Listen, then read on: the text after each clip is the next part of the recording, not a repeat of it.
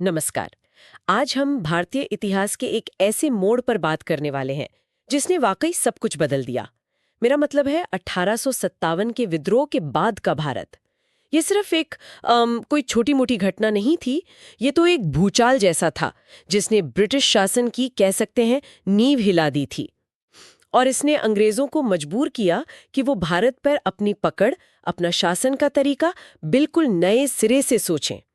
हमारे पास जो जानकारी है वो यही दिखाती है कि इस विद्रोह के बाद अंग्रेजों ने भारत के शासन में बहुत बड़े और दूर तक असर डालने वाले बदलाव किए। राजनीतिक स्तर पर, प्रशासनिक लेवल पर और हाँ, सेना में भी। तो आज हम इन्हीं बदलावों की थोड़ी गहराई में उतरेंगे, समझने की कोशिश करेंगे कि कैसे इन परिवर्तनों ने भारत की तकदीर को एक नई दिशा दी। और शायद सबसे बड़ा बदलाव जो फौरन नजर आता है वो था ईस्ट इंडिया कंपनी का शासन खत्म होना। लगभग 100 साल पुरानी कंपनी और भारत का सीधे ब्रिटिश ताज यानी क्राउन के नियंत्रण में आ जाना। ये कैसे हुआ और इसके असल मायने क्या थे? चलिए यहीं से शुरू करते हैं आज की चर्चा। 1857 का वो संग्राम जिसे भारत का पहला स्वतंत्रता संग्राम भी कहा जाता है, अंग्रेजों के लिए तो वो एक भयानक सपना जैसा रहा होगा।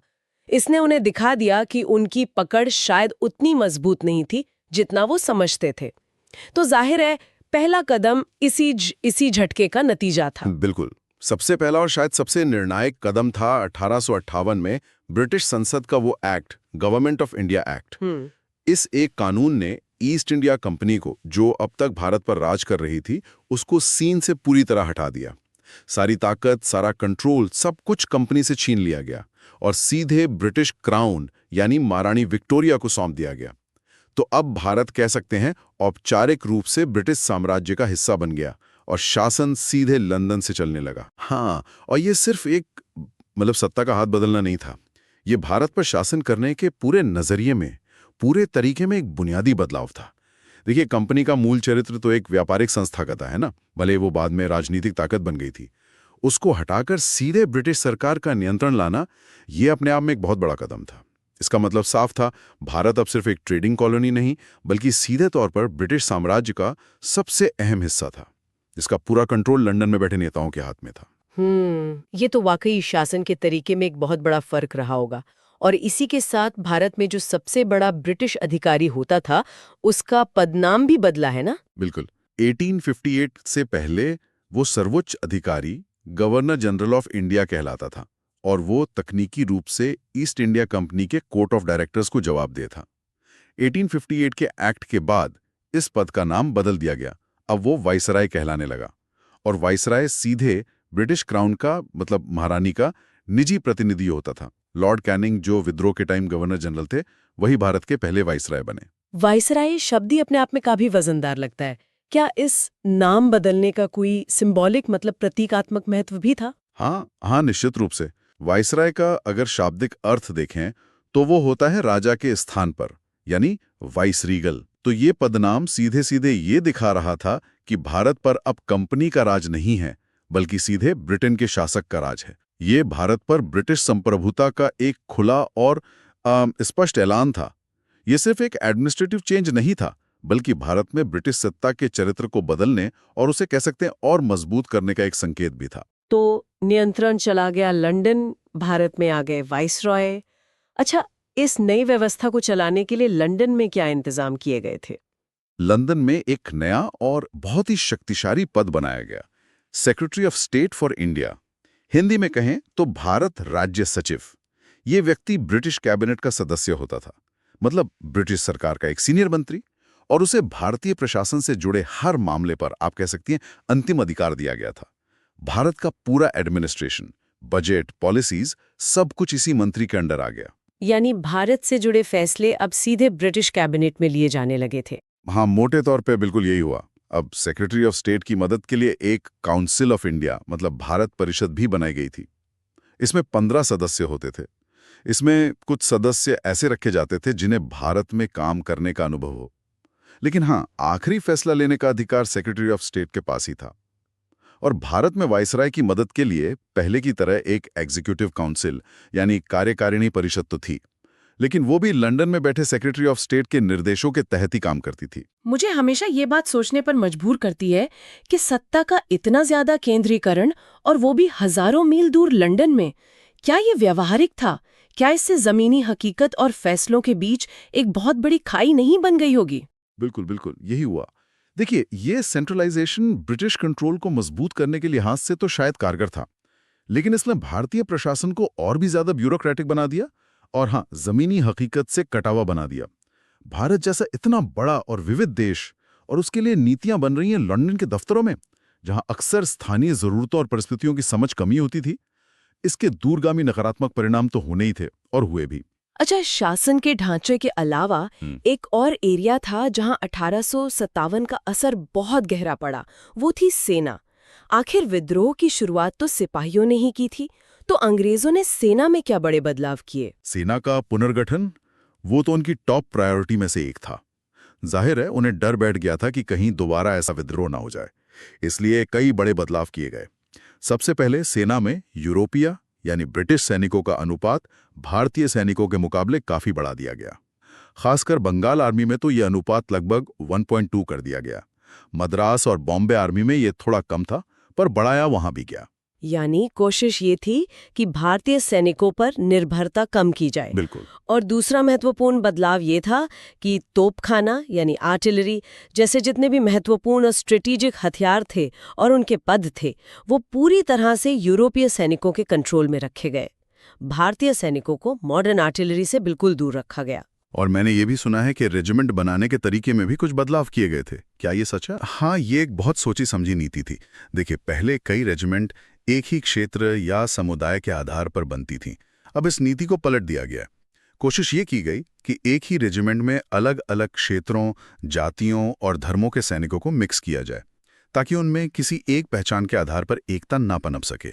अंग्रेज इसे काउंटर पॉइज की नीति कहते थे, मतलब एक ग्रुप को दूसरे के खिलाफ बैलेंस करना। और भर्ती के इलाकों में भी शायद कुछ बदलाव हुआ था। हाँ, ये भी बहुत अहम था। जिन इलाकों और समुदायों ने विद्रोह में बढ़ चढ़कर हिस्सा लिया था, जैसे अवध और बिहार के सिपाही, उन्हें एक तरह से नॉन मार्शल यानी गैर लड़ाकू घोषित कर दिया गया और उनकी भर्ती बहुत कम कर दी गई।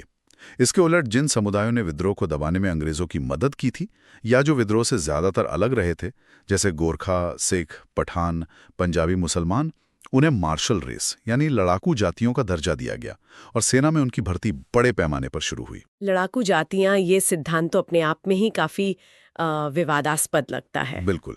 ये मार्शल रेस थ्योरी असल में वैज्ञानिक कम और राजनीतिक ज्यादा थी। ये अंग्रेजों की वही फूट डालो और राज करो की नीति का ही एक मिलिट्री वर्जन था, कह सकते हैं। इसका मकसद था भारतीय समाज को सैन्य आधार पर भी बांटना और उन ग्रुप्स पर निर्भरता बढ़ाना जिन्हें वो अपना वफादार समझते थे।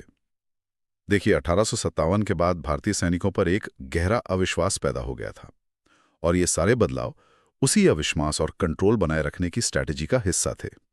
अब सेना की कुशलता से ज्यादा जरूरी उसका नियंत्रण और वफादारी पक्की करना बन गया था।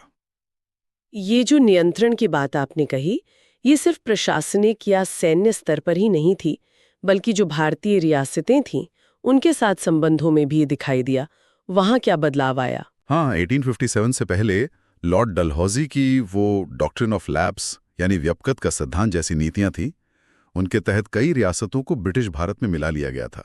इससे कई शासक अंग्रेजों के खिलाफ हो गए थे। विद्रोह के बाद अंग्रेजों ने अपनी स्ट्रैटेजी बदली। उन्हें समझ आया कि ये रियासतें उनके लिए खतरा होने के बजाय अगर सही से मैनेज किया जाए तो उनके शासन का मजबूत पिलर बन सकती हैं।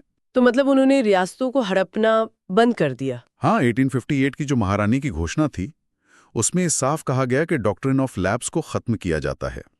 रियासतों के शासकों को यह भरोसा दिलाया गया कि उनके राज्यों का विलय अब नहीं किया जाएगा और उन्हें गोद लेने का अधिकार भी वापस दे दिया गया।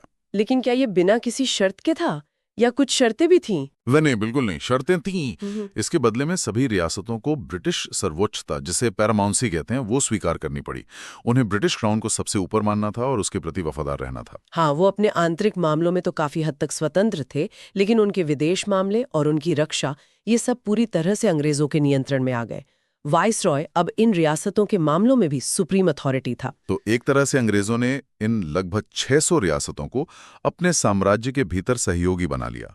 या शायद कहना चाहिए कि अधीनस्थ सहयोगी। एकदम सही कहा आपने। ये एक बहुत ही चालाक कूटनीतिक चाल थी। जिन शासकों को पहले खतरा माना जा रहा था, उन्हें अब ब्रिटिश राज का सपोर्टर और एक तरह से ब्रेक वाटर मतलब तूफान रोकने वाली दीवार के रूप में देखा जाने लगा कि वो भविष्य में उठने वाले किसी भी राष्ट्रवादी आंदोलन को रोकने में मदद करेंगे।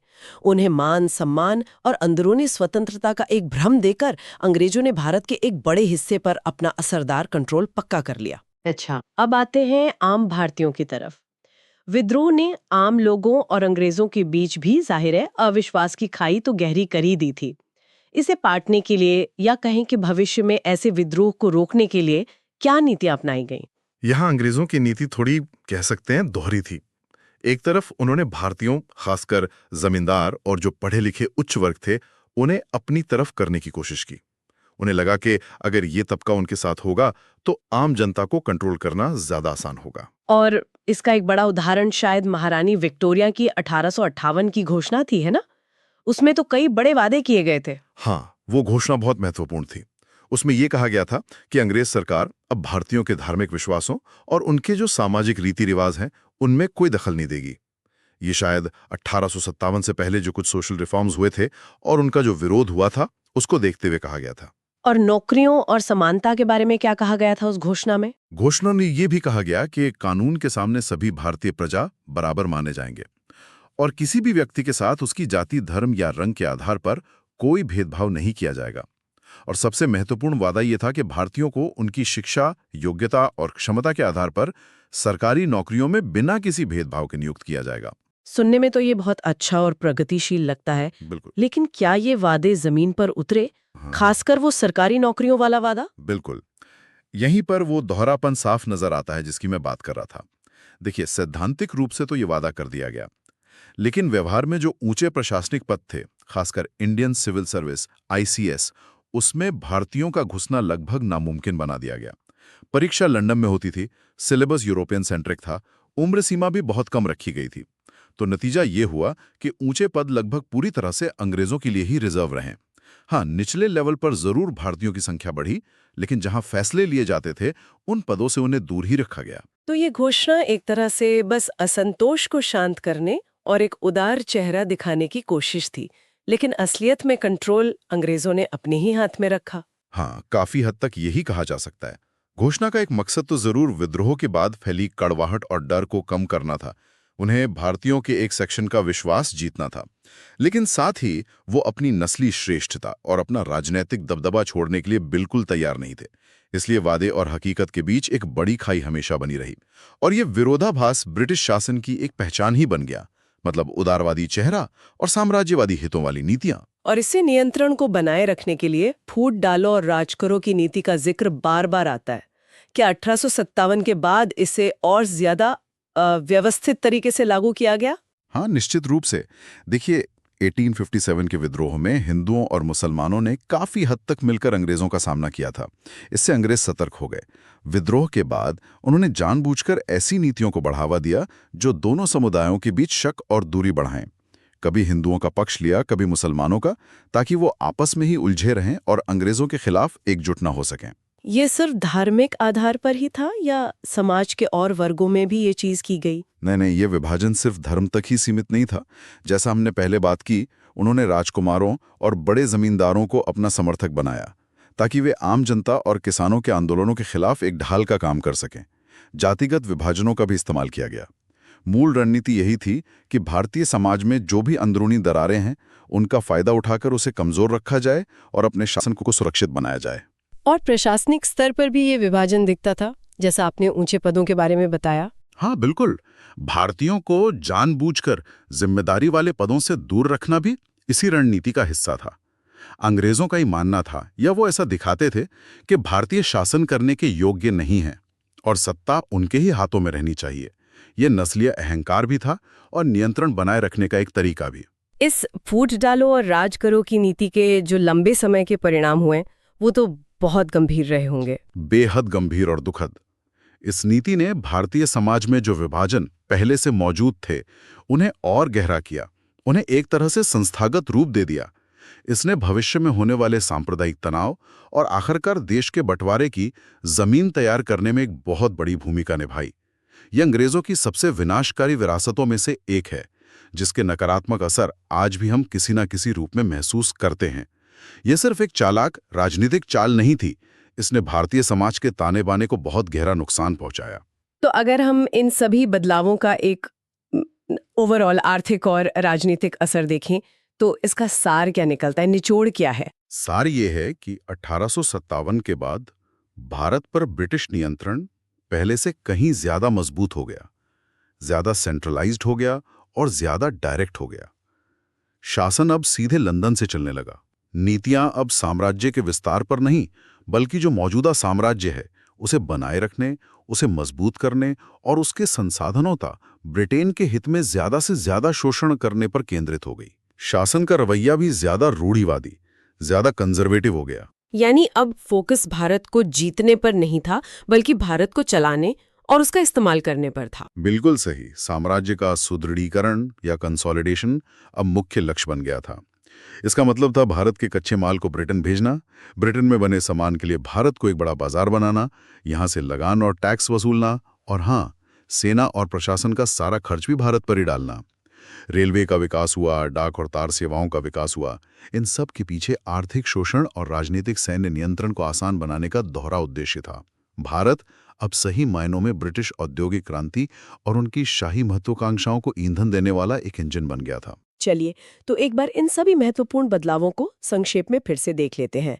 1857 के विद्रोह के बाद सबसे बड़ा कदम था ईस्ट इंडिया कंपनी का अंत और भारत का सीधे ब्रिटिश क्राउन के शासन में आना। गवर्नर जनरल का पद खत्म हुआ, वाइसराय का पद बना जो सीधे क्राउन का प्रतिनिधि था।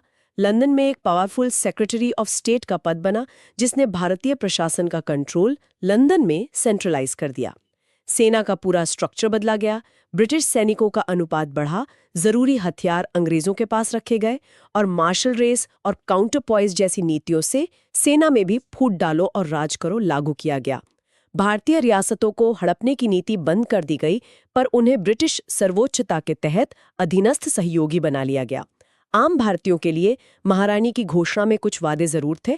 धार्मिक मामलों में दखल ना देना, समानता की बात पर ऊंचे पदों से उन्हें दूर रखा गया और साथ ही समाज को धार्मिक और दूसरे आधारों पर बांटने की नीति को भी बढ़ावा दिया गया। तो कुल मिलाकर कहें तो शासक बदला, नियंत्रण का केंद्र बदला और नीति जो है वो विस्तार से हटकर सुदृढ़ीकरण और शोषण पर आ गई। हाँ, और दिलचस्प बात यहाँ ये है कि ये सारे बदलाव, जिनका असल मकसद तो ब्रिटिश शासन को 1857 जैसे झटके से भविष्य में बचाना था, उन्होंने अनजाने में ही भारत के भविष्य को बिल्कुल अलग तरह से शेक दिया, आकार दिया। देखिए, केंद्रीकृत प्रशासन ने, भले ही वो शोषणकारी था, पर उसने भारत को एक प्रशासनिक इकाई के रूप में कहीं ना कहीं जोड़ा भी। अंग्रेजी शिक्षा और पश्चिमी विचारों के संपर्क में आने से एक नया पढ़ा लिखा वर्ग पैदा हुआ, जिसने बाद में इन्हीं अंग्रेजों से आज़ादी की मांग की। भारतीयों को ऊंचे पदों से बाहर रखने और नस्लीय भेदभाव ने राष्ट्रवाद की भावना को और भड़काया, और वो फूट डालो और राज करो की नीति ने जहां एक तरफ बंटवारा पैदा किया, वहीं दूसरी तरफ इसने एक साझा दुश्मन के खिलाफ एकजुट होने की जरूरत को भी शायद रेखांकित किया। यानी अंग्रेजों ने अपनी पकड़ मजबूत करने के लिए जो कदम उठाए, उन्हीं कदमों ने कहीं ना कहीं परोक्ष रूप से उस पकड़ के खिलाफ प्रतिरोध की जमीन भी तैयार कर दी। बिल्कुल। इतिहास अक्सर ऐसे ही विरोधाभासों से भरा होता है। ब्रिटिश राज ने 1858 के बाद जो स्ट्रक्चर बनाए, जो नीतियां अपनाई, उन्होंने अगले 90 साल तक भारत के राजनीतिक, सामाजिक और आर्थिक जीवन को तय किया, और अंततः उन्हीं के भीतर से भारत की आजादी का आंदोलन उभरा और सफल भी हुआ। ये बदलाव ब्रिटिश साम्राज्य को बचाने के लिए किए गए थे, लेकिन आखिरकार वो उसके पतन का एक कारण भी बने। ये वाकई एक गहरा विरोधाभास है और इन सभी बदलावों पर नजर डालते हुए ये सोचने पर मजबूर होता है कि अक्सर सुरक्षा और नियंत्रण के नाम पर जो बड़े प्रशासनिक और राजनीतिक फेरबदल किए जाते हैं, वो किसी देश और समाज के भविष्य पर कितने अप्रत्याशित, कितने जटिल और कितने स्थायी प्रभाव डाल सकते हैं। शायद इतिहास हमें यही सिखाता है कि हर क्रिया की एक प्रतिक्रिया होती है, जिसके नतीजे हमेशा हमारी योजना के मुताबिक नहीं होते। इस पर जरूर विचार किया जा सकता है।